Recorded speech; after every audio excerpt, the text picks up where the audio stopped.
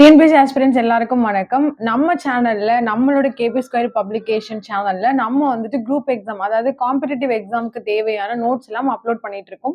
பார்க்காதவங்க தயவு செய்து அந்த வீடியோவை பாருங்க. அதோட கண்டினியூஷனா இன்னைக்கு அப்லோட் பண்ணியிருக்க வீடியோவும் பாருங்க. அதே மாதிரி நம்ம சேனல்ல நிறைய பேர் சப்ஸ்கிரைப் பண்ணாம பாக்குறீங்க. தயவு செய்து சப்ஸ்கிரைப் பண்ணிக்கோங்க.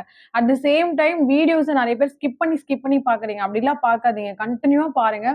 வீடியோ வந்துட்டு நிறைய எக்ஸ்பிளனேஷன் இருக்க மாதிரி இருக்கும். ஆனா இந்த எக்ஸ்பிளனேஷன் எல்லாமே உங்களுக்கு எக்ஸாம் அப்போ கண்டிப்பா கை கொடுக்கும். ஏன் அப்படின்னா நம்ம வந்துட்டு டாபிக்கை ஒரே புக்ல இருந்து செலக்ட் பண்ணி போடல. அந்த டாபிக் ரிலேட்டடா என்னென்ன புக்ல இருக்கு, new syllabus and volt syllabus, அதை அப்படியே நம்ம என்ன பண்றோம், கம்பேரிட்டிவ் அனலைஸா எடுத்து அதுல இருந்து தான் நம்ம வீடியோஸ் கொடுத்துட்டு இருக்கோம். ஸோ எந்த வீடியோ நம்ம பார்த்தாலும் அதுல நம்ம எப்படி பார்த்துட்டு இருக்கோம் அப்படின்னா எம்சிக்யூவும், அதாவது ஒன் வேர்ட் ஆன்சர் எப்படி கேட்பாங்க, சூஸ் த பெஸ்ட் ஆன்சர் எதை பேஸ் பண்ணியிருக்கும், எப்படிலாம் கேட்பாங்க, அதுலயே காரணமும் குற்றம் எப்படி கேட்பாங்க, மேட்சஸ் எப்படி கேட்பாங்க, எந்த மாதிரி கொஸ்டின்ஸ் கேட்கறதுக்கான பாசிபிலிட்டிஸ் இருக்கு அப்படின்றதெல்லாம் சேர்த்து தான் நம்ம பார்த்துட்டு இருக்கோம்.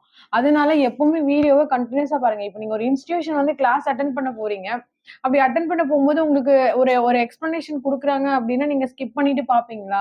இல்ல நான் இது முடியிற வரைக்கும் நான் வெளியில போயிட்டு வந்துடுறேன்னு சொல்லிட்டு போயிட்டு வருவீங்களா? இல்ல, நீங்க கண்டினியூவா பாத்தீங்கன்னா தானே அதோட டாபிக், அதோட கான்செப்ட் என்ன அப்படின்றது புரியும். ஸோ புரிஞ்சு படிக்கணும். அதுக்கு நிறைய எக்ஸ்பிளனேஷன் தேவைப்படும். ஷார்ட்டா படிச்சீங்கன்னா உங்களால காம்படிட்டிவ் எக்ஸாம்ல கண்டிப்பா சக்சஸ் பண்ண முடியாது. ஸோ புரிஞ்சு படிக்கணும் அப்படின்னா we need more explanation about the topics. அதனால நீங்க கட் பண்ணாம ஸ்கிப் பண்ணாம பாருங்க.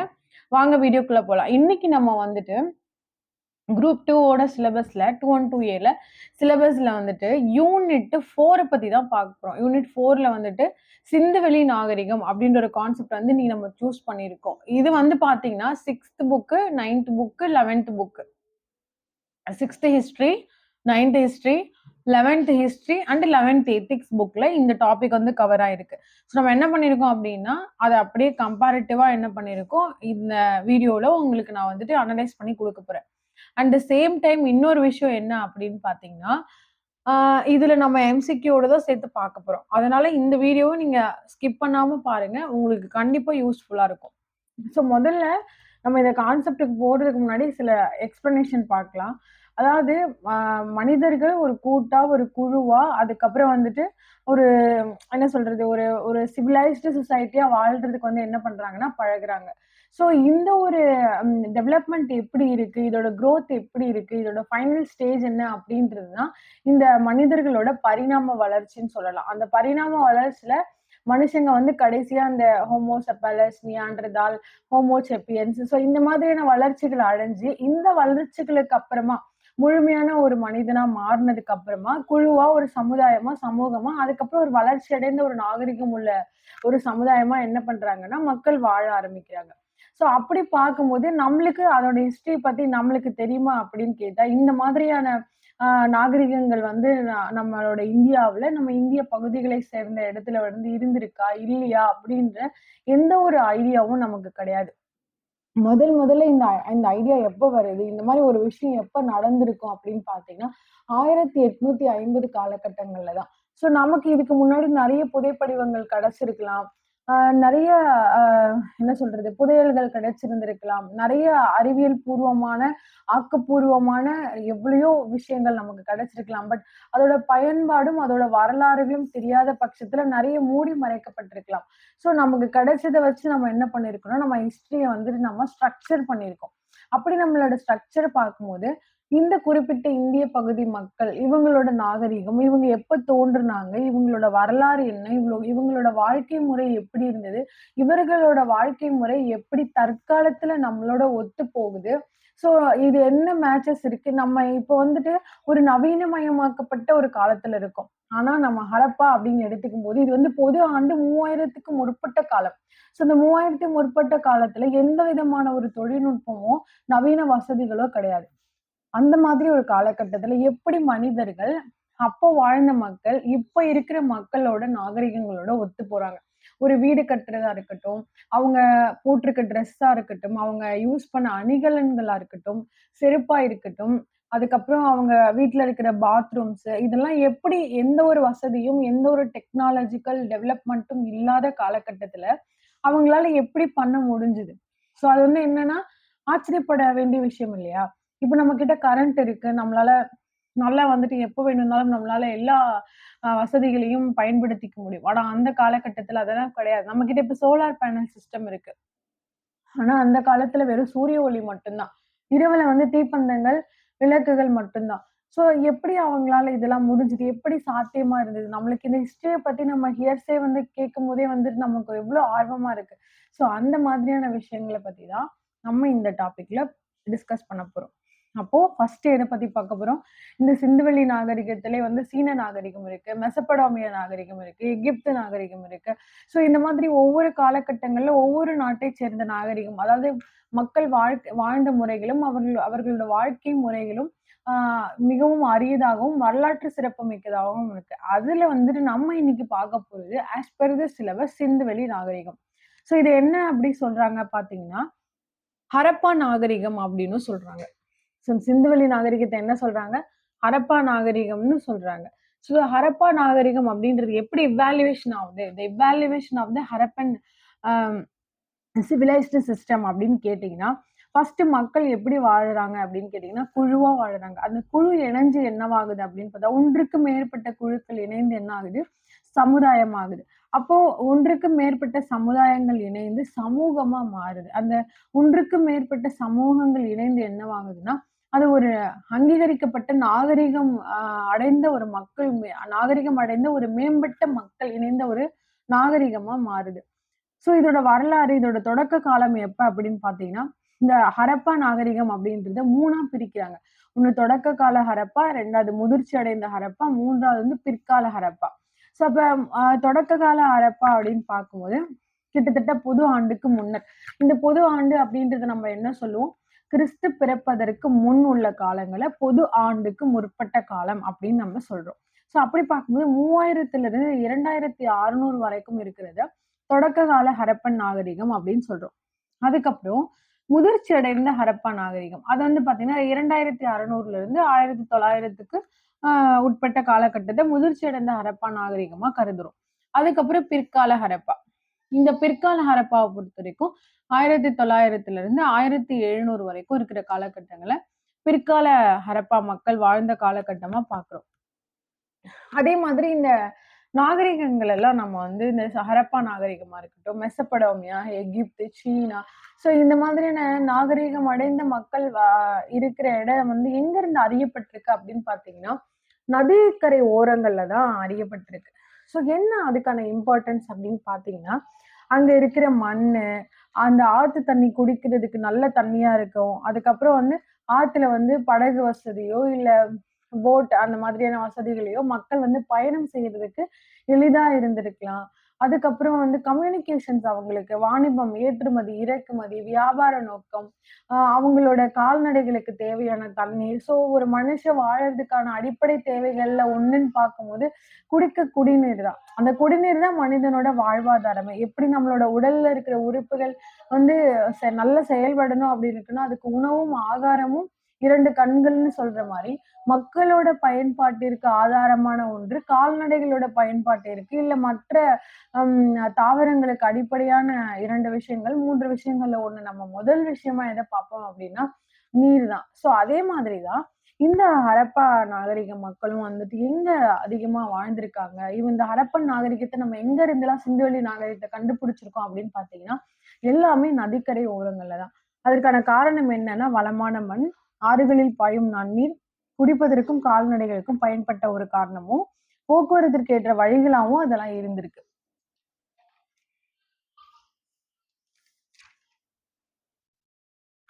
ஹரப்பா அப்படின்றத நம்ம என்ன சொல்றோம் அப்படின்னு பார்த்தீங்கன்னா, புதையுண்ட நகரம். ஹரப்பா அப்படின்ற வேர்டுக்கான மீனிங் வந்துட்டு, புதையுண்ட நகரம். மறந்துடக்கூடாது. ஹரப்பான்றதுக்கான மீனிங் வந்துட்டு புதையுண்ட நகரம். ஸோ, அப்போ என்ன அப்படின்னு பார்த்தோம்னா, இந்த இடம் எங்க இருக்கு அப்படின்னு பார்த்தீங்கன்னா, இந்தியாவின் வடமேற்கு பகுதியிலும், பாகிஸ்தானிலும் பொது ஆண்டுக்கு முன்னர் 3000 கால அளவில் தோன்றிய நாகரிகங்களும், பயன்பாடுகளும் சிந்து நாகரிகம் எனப்படும். என்ன நாகரிகம்? சிந்து நாகரிகம் எனப்படும். ஸோ நாகரிகம் அடையாளம் காணப்பட்ட முதல் இடம் வந்து ஹரப்பா. ஸோ ஹரப்பா அப்படின்ற ஒரு இடத்துல தான் வந்து இந்த சிந்து நாகரிகத்த வந்து என்ன பண்றாங்கன்னா, முதல்ல கண்டுபிடிக்கிறாங்க. ஸோ ஹரப்பாவுக்கு முதல்ல பொது ஆண்டு கிபி இது எப்போ அ எல்லாருக்கும் தெரிய வருது அப்படின்னு பார்த்தீங்கன்னா, முதல்ல அந்த இடத்துக்கு யார் வந்திருக்காங்க அப்படின்னு பார்த்தீங்கன்னா, சார்லஸ் மேசன். மறந்துடக்கூடாது.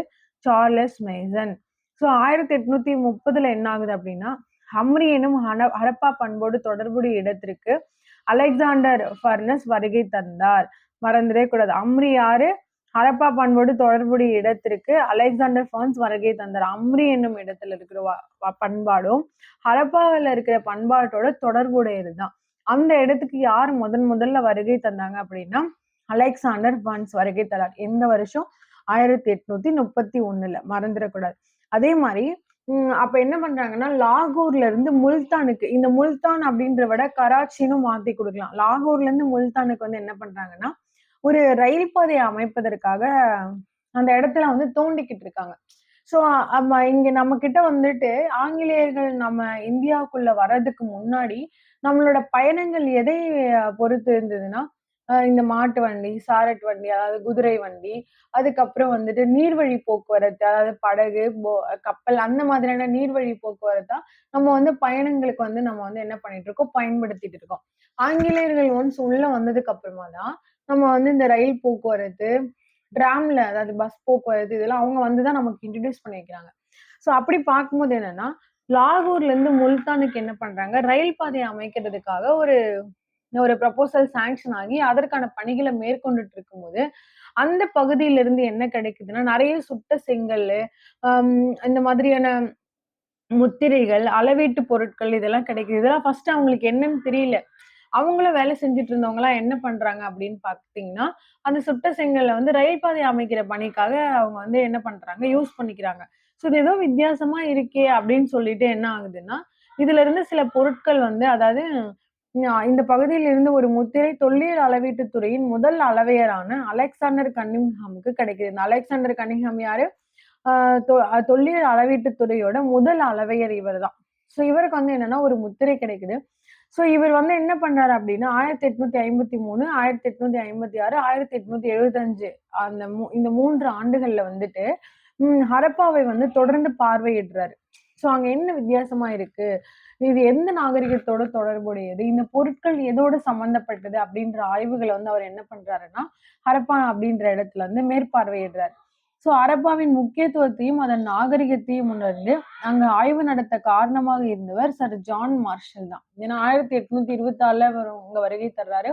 அந்த இடம் வித்தியாசமா இருக்கு. இது ஏதோ ஒரு பழங்கால பண்பாடோட தொடர்புடையதா இருக்கு அப்படின்னு சொல்லி, அவரோட அந்த இதுதான் வந்து என்னன்னா, முக்கியத்துவமா உணரப்படுது. ஸோ இதுக்கப்புறம் என்ன அப்படின்னு பார்த்தீங்கன்னா, இந்திய தொல்லியல் துறையின் இயக்குனராக பொறுப்பேற்றது முக்கிய திருப்புமுனை கொடுக்குது. இவர் என்ன பண்றாருன்னா, இந்திய தொல்லியல் துறையோட முதல் இயக்குனரா வந்துட்டு பொறுப்பேத்துக்கிறார். யாரு? Sir John Marshall. ஸோ இவரது முயற்சிகள் மூலமா தான் ஹரப்பாவுல வந்து தொடர்ந்து ஆய்வுகள் வந்து நடத்தப்படுது. ஸோ இதுவரைக்கும் நம்ம என்னன்னா, ஹரப்பா நகரம் எப்படி இருந்தது? ஏன் மக்கள் ஆற்று பகுதிய வந்து தேர்வு செஞ்சாங்க? ஹரப்பா அப்படின்றதுனா ஒரு புதையுண்ட நகரம். அதோட வரலாறு என்ன? அது எந்த காலத்துல சேர்ந்தது? அது ஹரப்பா அப்படின்ற ஒரு பண்பாடு அங்க இருந்ததுக்கு வெளியில வர்றதுக்கு யாரெல்லாம் காரணமா இருந்தாங்க? அப்படின்றத பார்த்திருக்கோம். இதுக்கப்புறம் என்ன பார்க்க போறோம்னா, அதுக்கப்புறம் இந்த 1856, 75 காலங்களுக்கு பிறகு என்ன நடந்தது அப்படின்னா, 1940ல வந்துட்டு ஆர்.இ.எம். வீலர் வந்து ஹரப்பாவுல அகழாய்வு நடத்துறாரு. ஸோ இந்திய பிரிவினைக்கு பிறகு ஹரப்பா நாகரிக பகுதியான பெரும்பாலான இடங்கள் வந்து பாகிஸ்தானுக்கு உரியதாகிவிட்டன. ஸோ ஹரப்பா, இந்த சிந்து இதெல்லாம் வந்து எங்க இருக்குன்னு பார்த்தோம் அப்படின்னா, அதாவது பஞ்சாப் நதிக்கரையை ஒட்டி இருக்கிற பகுதி. ஸோ அப்போ இந்தியா, பாகிஸ்தான் பிரியும்போது பஞ்சாபோட ஒரு பகுதி இந்தியாவுக்கும், பஞ்சாபோட மற்ற பகுதி வந்து பாகிஸ்தானுக்குமா பிரிஞ்சிருது. ஸோ அதுல பெரும்பாலான பகுதிகள் வந்து எங்க போயிடுது? இந்த ஹரப்பா, சிந்து நாகரிகத்து தொடர்புடைய நாகரிகங்கள் வந்துட்டு பாகிஸ்தானை சேர்ந்ததா போயிடுது. ஸோ அப்ப என்ன ஆகுது அப்படின்னு பார்த்தீங்கன்னா, நம்மளால நெறைய இடங்கள்ல வந்து அகழாய்வு நடத்த முடியல. இன்னுமே வந்து அந்த இடத்துல வந்து அகழ்வாராய்ச்சிகள் வந்து மேற்கொள்ள முடியல. ஒருவேளை மேற்கொள்ளப்பட்டதுன்னா, இன்னும் நிறைய வரலாறு சம்பந்தமான தொடர்புகள் வந்து நமக்கு கிடைக்கப்பெறலாம். ஸோ ஹரப்பா நாகரிகத்துடன் தொடர்புடைய காலிபங்கன், லோத்தல், ராக்கி கார்கி, டோலவீரா ஆகியன இத்தகைய முயற்சிகளால் அகழாய்வுக்கு உட்படுத்தப்பட்டன. ஸோ எந்த இதெல்லாம் ஹரப்பா நாகரிகத்தோட தொடர்புடைய இடங்கள் அப்படின்னு பார்த்தீங்கன்னா, இந்த காலிபங்கன், லோத்தல், ராக்கி கார்கி, டோலவீரா ஆகிய இத்தகைய முயற்சிகளால் அகழாய்வுக்கு உட்படுத்தப்பட்டன. இது எல்லா இடங்களுமே வந்து அகழாய்வுக்கு உட்படுத்தப்படும் போதுதான் லோத்தல் அப்படின்ற இடத்துல வந்துட்டு ஒரு கப்பல் கட்டும் துறைமுகம் இருந்ததை வந்து கண்டுபிடிக்கிறாங்க. அதுக்கப்புறம் என்ன ஆகுது அப்படின்னு பாத்தீங்கன்னா, சர் ஜான் மார்ஷல் வந்து ஹரப்பாவிற்கும் மொஹஞ்சதாரோக்கும் இடையே பொதுவான அம்சங்கள் இருக்கிறத பாக்குறாரு. அதாவது 2ம் ஒரே மாதிரியான நாகரீகங்கள்னு சொல்லிட முடியாது. ஆனா பொதுவான அம்சம் இருக்கு. உங்களுக்கு நான் ஒரு வித்தியாசம் சொல்லணும்னா, நம்ம எல்லாம் வந்துட்டு தமிழ்நாட்டுல வாழக்கூடிய தமிழகம் பேசக்கூடிய மக்கள். இப்போ இன்னும் கொஞ்சம் தூரம் இங்கிருந்து ஒரு 600 கிலோமீட்டர் போயிட்டோம் அப்படின்னா, சென்னையில இருந்து 150 கிலோமீட்டர் போயிட்டோம்னா, அது தெலுங்கு பேசக்கூடிய மக்கள். அதே அங்கிருந்து ஒரு 500, 600 கிலோமீட்டர் போறோம் அப்படின்னா, அதுக்கப்புறம் கர்நாடகா, ராஜஸ்தான், மகாராஷ்டிரா, க கன்னடா இந்த மாதிரி ஒவ்வொரு மொழி, ஒவ்வொரு இது பேசக்கூடிய மக்கள வந்து நம்ம பார்ப்போம். இப்ப நம்ம தமிழக மக்கள், நம்மளோட உணவு முறைகளும், நம்மளோட வாழ்க்கை முறைகளும் ஒரு மாரியா இருக்கும். மற்ற மக்களுடைய உணவு முறைகள், அவங்க உடை அணியும் முறைகள் இது எல்லாமே மாறுபட்டதா இருக்கும். இதுல நமக்கும் அவங்களுக்கும் ஒற்றுமையான சில விஷயங்கள் நீங்க எத பார்க்க முடியும் அப்படின்னு கேட்டீங்கன்னா, நம்ம 3 நேரம் உணவு சாப்பிடுற முறைகள், அத ஒண்ணு சொல்லலாம். அதுக்கப்புறம் வந்துட்டு நம்மளோட பண்டிகைகள், நம்ம இங்க தமிழ்நாட்டுல பொங்கல் செலிப்ரேட் பண்ணோம்னா, அவங்க உத்தராயணம். அதுக்கப்புறம் வந்துட்டு இன்னும் எனக்கு ம ம உடனே ஞாபகம் வரல. அதே அதே நட்சத்திரத்துல, அதே நாள்ல வந்துட்டு மற்ற பகுதிகள்லயும் வந்துட்டு என்ன பண்றாங்க அப்படின்னா, ஒரே மாதிரியான பண்டிகைகள் கொண்டாடப்படுறோம். ஒரே நாள்ல வேற வேற விதமான பண்டிகைகள், ஒரே மாதிரி சூரியனுக்கு நன்றி சொல்லக்கூடிய பண்டிகைகள் தான் நம்ம வந்துட்டு செலிப்ரேட் பண்ணிட்டு இருக்கோம். அப்ப நம்ம எல்லாமே வந்து சில்வர் பாத்திரம். இப்ப நம்ம ஆந்திராலாம் எடுத்துக்கிட்டோம்னா சில்வர் பாத்திரம். அதுவே ராஜஸ்தான், மகாராஷ்டிரா இந்த வெஸ்ட் பெங்கால் அவங்கலாம் வங்காள மக்கள்லாம் பார்த்தா, அவங்கலாம் என்ன பண்ணுவாங்க அப்படின்னா, பித்தளை பாத்திரங்கள்ல சமைப்பாங்க. இதுல ஒரே மாதிரி இருக்குது. சிலது சில்வர் பாத்திரத்துல சமைப்பாங்க. அப்ப நம்ம எல்லாருக்கும் ஒரே மாதிரியா இருக்கக்கூடிய ஒற்றுமை என்ன அப்படின்னு கேட்டா, இந்த சில்வர் பாத்திரத்துல உணவு சமைக்கக்கூடிய ஒரு முறை. அப்ப நம்மளுக்கும் அவங்களுக்குமான பண்பாடு இதுல ஒண்ணு வந்து ஒரே மாதிரி இருக்குல்ல. அதே மாரி தமிழ் கல்ச்சரையும், ராஜஸ்தானி கல்ச்சரையும் ஒண்ணுன்னு சொல்ல முடியாது. தமிழ் கல்ச்சரையும், கன்னடம் கல்ச்சரையும் ஒண்ணுன்னு சொல்ல முடியாது. ஆனா ஒரே மாதிரியான சில தொடர்புகள் இருக்கும் இல்லையா? அதத்தான் வந்து இங்க என்ன பண்றாங்க அப்படின்னா, சர் ஜான் மார்ஷல் வந்து மொஹஞ்சதாரோவுக்கும், ஹரப்பாவுக்கும் இடையே ஒரே மாதிரியான அம்சங்கள் இருக்குது. அதாவது ஒரே மாதிரியான மட்பாண்ட உற்பத்திகள் இருந்திருக்கு, வணிக உற்பத்திகள் இருந்திருக்கு, அணிகலன் உற்பத்திகள் இருந்திருக்கு. ஆனா சில வேறுபட்ட முறைகள வந்துட்டும் அவரு கண்டுபிடிக்கிறாரு. ஹரப்பா நாகரிகம் மொஹஞ்சதாரோ நாகரிகத்த விட மிக பழமையான ஒரு நாகரிகம்.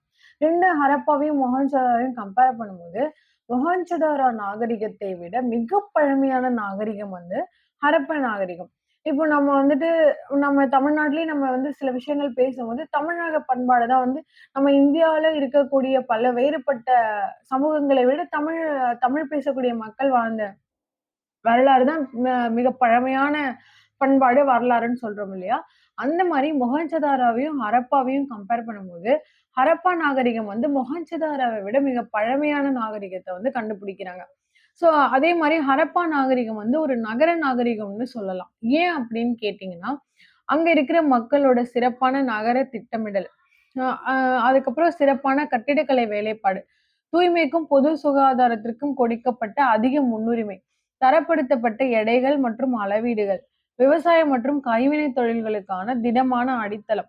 இது வந்து ஹரப்பா நாகரிகம், நகர நாகரிகம்னு சொல்றதுக்கான காரணங்கள். இது அப்படியே இன்னைக்கு இருக்கிறோட கல்ச்சரோட நீங்க அப்படியே அம் ஆப்ட்டா நீங்க வந்து ஃபிக்ஸ் பண்ணி பார்த்தீங்கன்னா, 2ம் ஒரே மாதிரி இருக்கும். இதனால இத நான் என்ன சொல்றோம் அப்படின்னா, இது ஒரு நகர நாகரிகம் சொல்லி நம்ம என்ன பண்றோம்னா, ஐடென்டிஃபை பண்றோம். அ இது இதுவரைக்கும் இருக்கிற டாபிக்ஸ்க்கு நம்ம இப்போ ஒன் வேர்ட்ஸ் பார்த்துடலாம். சிந்துவெளி நாகரிகம் எவ்வாறு அழைக்கப்பட்டது அப்படின்னு கேட்டா, ஹரப்பா நாகரிகம் என்று அழைக்கப்பட்டதுன்னு சொல்லலாம். அதே மாரி ஹரப்பா நாகரிக பண்பாடு எந்த காலத்தைச் சேர்ந்தது அப்படின்னு கேட்டா, பொது ஆண்டுக்கு முன்னர் 3000 டூ 2600 ஆப்ஷன் பார்த்து நீங்க அத சூஸ் பண்ணணும். அதே மாரி ஹரப்பா நாகரிகம் எப்பொழுது முடிவடைந்ததுன்னு கேட்பாங்க. அதுக்கு ஆன்ஸர் வந்து பார்த்தீங்கன்னா, 1900 காலகட்டத்திலே கொஞ்சம் கொஞ்சமா ஹரப்பா நாகரிகம் வந்து அழிவை நோக்கி சென்றது. அப்படின்றத மறந்துடக்கூடாது. மக்கள் ஏன் வந்து நதி நதிக்கரையில குடியேறினாங்க அப்படின்னு கேட்கறதுல காரணமும் கூற்றுல கேட்பாங்க. அதுல வந்து வளமான மண்ணு, ஆறுகளில் பாயும் நன்னீர் குடிப்பதற்கும், கால்நடைகளுக்கும் பயன்பட்டதுன்னு இருக்கு இல்லையா? இத அப்படியே கொஞ்சம் லிட்டரலா மாத்தி கேட்பாங்க. ஒரு ஆன்சர் காரணம் வந்து அந்த கூற்று வந்து வளமான மண் அப்படின்னு குடுத்துட்டு, கூற்றுன்னு பார்த்து என்ன பண்ணுவாங்கன்னா, நதியில வந்து என்ன சொல்றது? அது மீன்பிடி தொழிலுக்காக மட்டும் தான் பயன்பட்டது. படகு சவாரிக்காகவோ, போக்குவரத்துக்காகவோ பயன்படவில்லைன்னு சொல்லுவாங்க. அப்ப என்ன கூற்று சரி, காரணம் தவறு. அந்த மாரி இது என்ன பண்ணணும்? கம்பேர் பண்ணி படிக்கணும். நெக்ஸ்ட் என்ன அப்படின்னு பார்த்தோம்னா, ஹரப்பா நாகரிகம்னு குடுத்துட்டு கீழ வந்துட்டு புதையுண்ட நகரம், புதையுள்ளாத நகரம். இது மொஹஞ்சதாரோ நகரத்தை விட புதுமையானது. அந்த மாரி ஏதாவது கேட்பாங்க. ஸோ அந்த இடத்துல ஞாபகம் வச்சுட்டு என்ன பண்ணணும்னா, ஹரப்பா வந்து ஒரு புதையுண்ட நகரம் அப்படின்றத ஞாபகம் வச்சுக்கணும். ஸோ இது அந்த ஹரப்பா நாகரிகம் வந்துட்டு எந்த இடத்துல வந்துட்டு ஐடென்டிஃபை பண்றாங்க அப்படின்னு கேட்டீங்கன்னா, இதுக்கு இன்னொரு பேரு ஒண்ணு இருக்கு. அது என்னன்னா சிந்து நாகரிகம்னு சொல்லலாம். அதே மாரி இந்த இடம் வந்து அந்த நாகரிகம் வந்து ஹரப்பா நாகரிகம் முதலில் அடையாளம் காணப்பட்ட இடம் எது? இந்த சிந்து நாகரிகம் முதலில் அடையாளம் காணப்பட்ட இடம் எது அப்படின்னு கேட்டா, ஹரப்பா. அத மறந்துறக்கூடாது. ஸோ ஹரப்பாவுக்கு முதல்ல யார் வருகை தந்தாங்க அப்படின்னு கேட்டா, சார்லஸ் மேசன். ஹரப்பாவிற்கு சார்லஸ் மேசன் எந்த ஆண்டில் வருகை தந்தார் அப்படின்னு கேட்டா, 1826. ஸோ அ இன்னொன்னு வந்து கேட்கலாம். ஹரப்பா பண்பாடு ம் தொடர்புடைய இடத்திற்கு அலெக்சாண்டர் பன்ஸ் வருகை தந்தார். எந்த இடத்திற்கு வருகை தந்தார்? ஹரப்பா நாகரிகம் தொடர்புடைய எந்த இடத்திற்கு அலெக்சாண்டர் பன்ஸ் வருகை தந்தார் அப்படின்னு கேட்டா, அம்ரி என்னும் இடத்திற்கு. அத மறந்துறக்கூடாது. அம்ரி என்னும் இடத்திற்கு அலெக்சாண்டர் பன்ஸ் எப்ப வருகை தந்தார்ன்னு கேட்டா, 1831ல வருகை தந்தார். அதுக்கப்புறம் வந்து என்னன்னா, இந்த கொஸ்டின் வந்துட்டு கன்டினியூஸா வந்துட்டு எக்ஸாம்ல கேட்ட கொஸ்டின்ஸ் தான். 2022 வரைக்குமே கேட்டிருக்காங்க. என்னன்னு பார்த்தீங்கன்னா, அதாவது இந்த எந்த இடத்துல இருந்து எந்த இடத்திற்கு ரயில் பாதை அமைக்கும் பணி க்காக ஹரப்பா அழிக்கப்பட்டது? அப்படி ரிலேட்டடா கொஸ்டின்ஸ் கேட்குறாங்க. அது என்ன அப்படின்னு பார்த்தீங்கன்னா, லாகூரிலிருந்து முல்தானுக்கு. சரி இத மறந்துறக்கூடாது. முல்தானுக்கு ஆப்ஷன் பதிலா கராச்சின்னு கூட கேட்கலாம். அத மறந்துறக்கூடாது. அதுக்கப்புறம் எந்த இடத்திலிருந்து முத்திரை வந்துட்டு அலெக்சாண்டர் கன்னிங்ஹாமுக்கு கிடைத்தது அப்படின்னு கேட்டா, ஹரப்பால இருந்து தான். அட் தி சேம் டைம் வந்துட்டு யாருக்கு இந்த முத்திரை கிடைத்தது அப்படின்னு கேட்டா, அலெக்சாண்டர் கன்னிங்ஹாம்னு சொல்லணும். இவர் வந்து எந்த துறையை சேர்ந்தவர் அப்படின்னு கேட்டா, அளவீட்டுத் துறையை சேர்ந்த தொல்லியல் அளவீட்டுத் துறையை சேர்ந்த முதல் அளவையர் இவரு. அதே மாரி தொல்லியல் அளவீட்டுத் துறையின் முதல் அளவையர் யாருன்னு கேட்டா, Alexander Cunningham. At the same time இந்திய தொல்லியல் துறையின் முதல் இயக்குனர் யார் அப்படின்னு கேட்டா, சர் ஜான் மார்ஷல். அதையும் மறந்துடக்கூடாது. அதுக்கப்புறம் வந்து என்ன அப்படின்னு கேட்டீங்கன்னா, ஹரப்பாவின் முக்கியத்துவத்தையும், அதன் நாகரிகத்தையும் உணர்ந்து அங்கு ஆய்வு நடத்த காரணமாக இருந்தவர் சர் ஜான் மார்ஷல். ஹரப்பாவில் ஆய்வு நடத்துவதற்கு முக்கிய காரணமாக இருந்தவர் யாரு அப்படின்னு கேட்டா, சர் ஜான் மார்ஷல். அத மறந்துடக்கூடாது. யாருடைய முயற்சியினால் ஹரப்பாவில் அகழாராய்ச்சிகள் தொடங்கப்பட்டது அப்படின்னு கேட்டா, சர் ஜான் மார்ஷலோட முயற்சியினால தான். நெக்ஸ்ட் என்ன பிற்காலத்துல வந்துட்டு ஹரப்பாவில வந்து அகழாய்வு நடத்தியவர் யாரு அப்படின்னு கேட்டா, ஆர்.எம். வீலர். இவர் எந்த வருஷத்துல அவரோட அகழாய்வு பணியை மேற்கொள்றார் அப்படின்னா, 1940. அத மறந்துடக்கூடாது.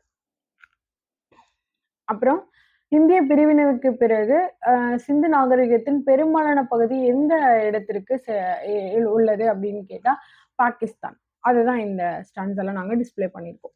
ஹரப்பா நாகரிகத்தோட தொடர்புடைய பகுதிகள்லாம் எது அப்படின்னு கேட்டீங்கன்னா, இந்த காளிபங்கன், லோத்தல், ராக்கி கர்ஹில், டோலவீரா. இதுக்கு பதிலா என்ன பண்ணுவாங்க, காரணமும் கூற்றும் கேட்டுட்டு, அதுல இந்த டோலவீராக்கு பக்கத்துல மெசபடோமியா, மெஹர்கர், சீனா இந்த மாதிரி ஏதாவது குடுத்துருவாங்க. அப்ப நம்ம ஐடென்டிஃபை பண்ணி என்ன பண்ணணும்னா, காரணமும் கூற்றும் சரிக்கு ஆன்சர் பண்ணணும். என்ன அப்படின்னு பார்த்தீங்கன்னா, ஹரப்பாவிற்கும் மொஹஞ்சதாரோவுக்கும் இடையே பொதுவான அம்சங்கள் இருப்பதை கண்டுபிடித்தவர் யார் அப்படின்னு கேட்டாலும் சர் ஜான் மார்ஷல் தான். எப்பவுமே நம்ம ஒரு காம்படிட்டிவ் எக்ஸாமுக்கு படிக்கும்போது கண்டுபிடிப்பையும், கண்டுபிடிப்பாளர்களையும் மறந்துறக்கூடாது. அந்த மாரி கண்டுபிடிப்பு, கண்டுபிடிப்பாளர்கள், கண்டுபிடிக்கப்பட்ட ஆண்டு. இது 3த்தையும் நம்ம ஐடென்டிஃபை பண்ணி கண்டிப்பா ஞாபகம் வச்சுக்கணும். எக்ஸாமுக்கு ப்ரிப்பேர் பண்ணும்போது சரி, ஆண்டுக்கு மட்டுமே தனியா ஒரு நோட் மெயின்டெயின் பண்ணணும். அது எப்படி மெயின்டெயின் பண்ணணும் நான் நெக்ஸ்ட் வீடியோல உங்களுக்கு அதுக்கான டிப்ஸ் குடுக்குறேன். நோட் எடுத்துக்கணும். நீங்க எனி சப்ஜெக்ட் நீங்க அந்த ஒரு நோட்ல அந்த சப்ஜெக்ட் நேம போட்டுட்டு, படிச்சுட்டே வரும்போது என்ன ஆண்டு, என்ன கண்டுபிடிச்சிருக்காங்க, யாரு. அத அப்படியே என்ன பண்ணுங்க, நீங்க பார்க்கும்போது அத அப்படியே எழுதிடுங்க. அட் த சேம் டைம் நீங்க இப்போ ஒரு ஹிஸ்டரி படிக்கிறீங்க. ஹிஸ்டரியில வந்துட்டு வார் பத்திலாம் ரிலேட்டடா படிச்சுட்டு இருக்கீங்க அப்படின்னா, எந்த வார்? முதல் பானிபட் போரா? 2ஆம் பானிபட் போரா? எந்த ஆண்டு? யாருக்கு இடையில நடந்துச்சுன்னா, அது ரிலேட்டடா கண்டிப்பா ஒரு கொஸ்டின் இருக்கும். அதனால இது இந்த ஆண்டு, கண்டுபிடிப்பு, கண்டுபிடிப்பாளர், வார், அதே சமயம் போர் யாருக்கு இடையில நடந்தது, எந்த ஆண்டு நடந்தது, அது என்ன போர். இதெல்லாம் வந்துட்டு நீங்க நோட் மெயின்டெயின் பண்ணும்போது தான் உங்களுக்கு ஞாபகம் இருக்கும். ஸோ அத மறந்துடவே கூடாது. அதுக்கு இம்பார்ட்டன்ஸ் குடுக்கணும். அதுலேருந்து 4 கொஸ்டின் தான் வரும், 5 கொஸ்டின் தான் வரும் அப்டின்லாம் பார்க்கக்கூடாது. கடைசியா அந்த 4 கொஸ்டின், 5 கொஸ்டினுக்கு தான் நமக்கு கட் ஆஃப்க்கு யூஸ் பண்ணும். அதனால நம்மளுக்கு அது கட்டாயம் நீங்க அதுக்கு தனியா ஒரு நோட் மெயின்டெயின் பண்ணணும். நெக்ஸ்ட் என்ன அப்டின்னு பார்த்தோம்னா, மொஹஞ்சதாரோ நாகரிகத்தை விட மிக பழமையான நாகரிகம் எது அப்படின்னு கேட்டா ஹரப்பா நாகரிகம். மறந்துடாதீங்க.